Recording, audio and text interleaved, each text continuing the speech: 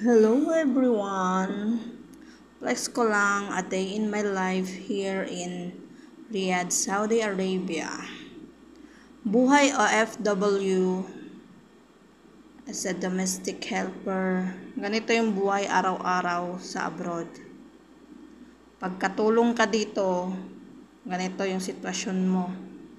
Araw-araw, paulit-ulit yung trabaho, paulit-ulit.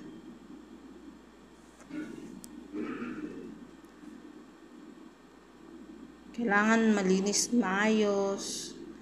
Kasi kapag may amo ka na sobrang stricto, nako, papaulitin talaga sa'yo yan. Nakakapagod man pero laban pa rin. Lumalaban tayo hanggang sa mat-finish contract.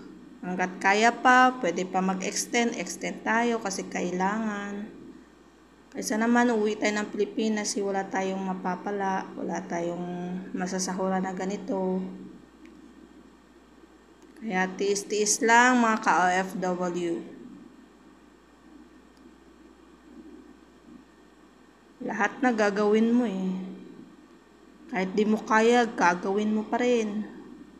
Ganon yung buhay dito sa abroad. Lalo na pag domestic helper ka. Mahirap pero kakayanin. Masasanay din pagkatagalan yan. Araw-araw na lang paulit-ulit. Sanay ka na lang, parang baliwala na lang din sa'yo eh. Relate yan mga ka-OFW na domestic helper dito sa abroad. Sinong relate dyan? Pero mas maganda naman yung ganyan, may pahinga ka. Pagkatapos dyan, trabaho ko, pahinga na ako, tapos mga ilang oras ang pahinga, tapos baba ulit paggabi na para hapunan. Katapos, kusina pa rin ang bagsakan. Lagi na lang, araw-araw. Buti na hindi narinig yung radyo, kala ko naririnig yung radyo dito eh. Maingay kasi yung radyo eh, kaya pinatay ko na lang. Pero hindi naman pala siya naririnig. All goods in the hood. Char, kakapanood ng ompa. Kailangan libangin natin yung sarili natin dito. I-enjoy natin yung bawat ginagawa nating trabaho para hindi tayo mapoboard.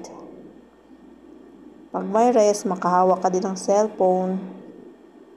Ganyan lang. Thank you sa pag-watch ng video ko. Bye-bye!